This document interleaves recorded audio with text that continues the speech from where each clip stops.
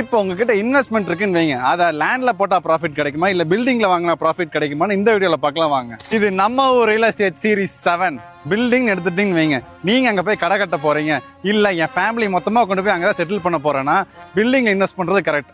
ஆனா பில்டிங் பொறுத்த வரைக்கும் எப்பவுமே இயர்ஸ் போக டிப்ரிஷியேட் ஆகுங்க. லேண்ட் பொறுத்த வரைக்கும் கண்டிப்பா டிப்ரிஷியேட்டுங்கிறது ஆகவே ஆகாது, எப்பவுமே அப்ரிஷியேட் தான் ஆகும். So land is the best இன்வெஸ்ட்மெண்ட்டுங்க. லேண்ட்ல போடுறது தாங்க எப்பவுமே புத்திசாலித்தனம். இப்போ எங்க அப்பா எப்பவுமே ஒரு வார்த்தை சொல்லுவாருங்க, லேண்ட்ல போடுறவன் எப்பவுமே மோசம் போக மாட்டாங்க. நீங்க பாத்துட்டு இருக்க இது வண்டலூர் டு கேளம்பாக்கம் போற மெயின் ரோடு.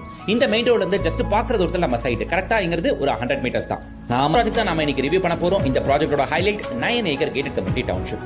இதுல 2 ஏக்கருக்கு பார்க் இருக்கு. பார்க் மட்டும் இல்லாம ஏகப்பட்ட அமெனிட்டிஸ் இருக்கு உங்களுக்கு.